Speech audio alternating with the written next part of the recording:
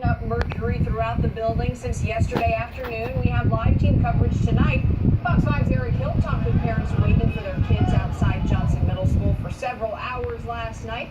Miguel Martinez Valle is at a meeting for those parents, which starts right about now. But first, we start with Adam Hurwitz with more on what CCSD says will happen next. Well, Christine, CCSD said last night the priority is very different than what it is today. Last night, the number one priority, according to them, was making sure all the students were safe, and they didn't care how long it took to make sure that was the priority. They were out here all night. I was surprised even when I went to sleep that they were still out here putting students through that line, trying to make sure they were clean. If they weren't, sending them back to the back of the line, giving them a shower, giving them whatever they needed to make sure everything is okay. As for today, now the priority is making sure this building is safe for school to start back up on Monday. At the time we heard about it, the Clark County School District called it not a big deal. They said it was just a tiny bit of mercury and classes were supposed to be let out on time. Maya Langston.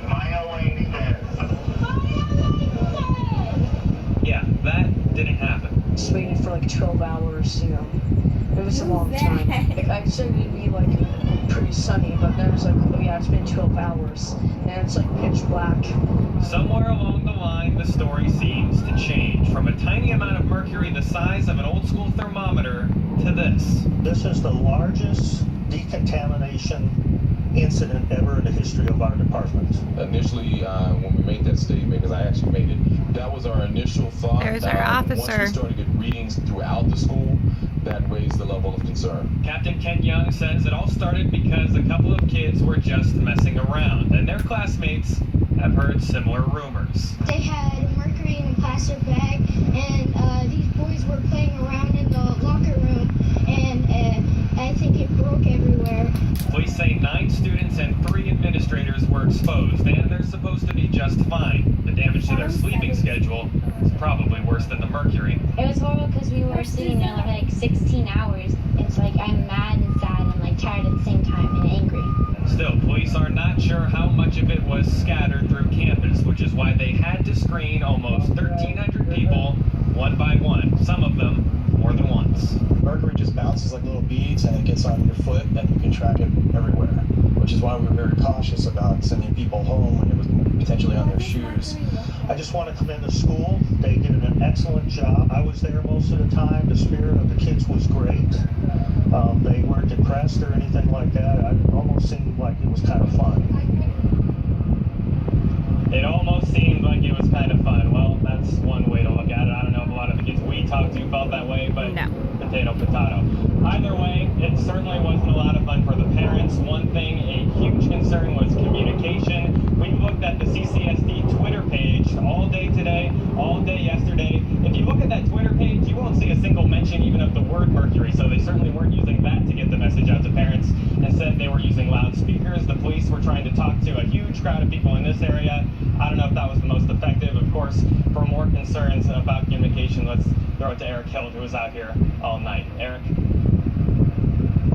More than anything, they're tired because some of them were waiting outside the school all night into the early morning, some of them until 5 a.m. And they say now they're also angry about how CCSD handled this whole situation. Parents say it was frustrating night because they had little communication with the district and they had no idea what was going on inside the school or when they would even be able to take their kids home. Today I talked with one mom who went to pick up her daughter at noon, but she wasn't let out of school until after midnight. The mom told me in the 12 hours she waited outside of Johnson Middle School, all she got from the school district was recorded phone messages.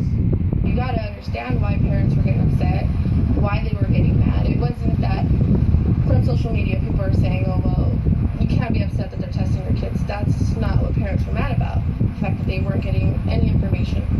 And today CCSD admitted communication between the school and the hundreds of parents waiting outside could have been better. CCSD Police Captain Ken Young said that next time when they go forward in the future, they're going to focus more on who's delivering information because he said throughout this process, a CCSD police officer, was delivering health information, and that's why some parents were skeptical to believe them and wanted more information from more people like the EPA and like the hazmat crews that were inside working. Certainly unprecedented situation for the school district and the school boards as well. I've never seen a mercury spill of this nature. Right.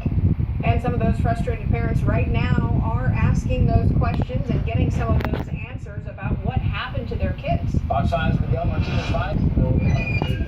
Will John Krasinski